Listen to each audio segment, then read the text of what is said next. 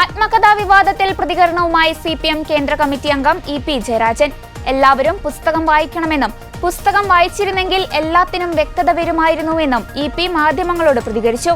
എന്നിട്ടും സംശയമുണ്ടെങ്കിൽ കണ്ണൂരിൽ പ്രത്യേകമായി പരിപാടി സംഘടിപ്പിക്കും. എല്ലാ കാര്യങ്ങൾക്കും അവിടെ വെച്ച് മറുപടി പറയുമെന്നും ജയരാജൻ അറിയിച്ചു.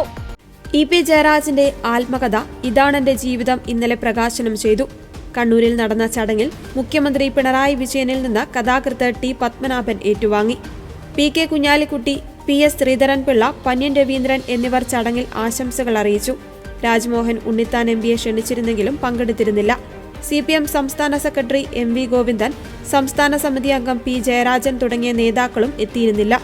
പാർട്ടിയിലെ നയപരമായ അഭിപ്രായ ഭിന്നതകളിൽ ശരിയായ നിലപാടുകളാണ് EP സ്വീകരിച്ചതെന്നും അസത്യങ്ങളും അർത്ഥസത്യങ്ങളും കൊണ്ട് EPക്കെതിരെ ഏറെ പ്രചാരണങ്ങളുണ്ടായെന്നും ചടങ്ങിൽ മുഖ്യമന്ത്രി പറഞ്ഞു.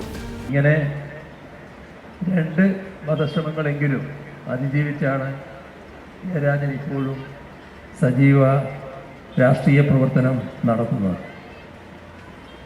ഇതിനിടയിൽ പല രീതിയിലുള്ള അസത്യങ്ങളും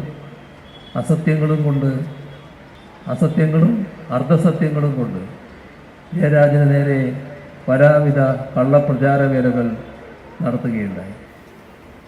കഴിഞ്ഞ തെരഞ്ഞെടുപ്പ് കാലത്ത് ജയരാജൻ്റെ ആത്മകഥ എന്ന് പറഞ്ഞ് വീണ്ടും കട്ടൻ ചായയെയും പരിപ്പുവടയെയും പരിഹാസ പ്രയോഗമായി ഉപയോഗിക്കാൻ ശ്രമിച്ചത് നാം കണ്ടതാണ്.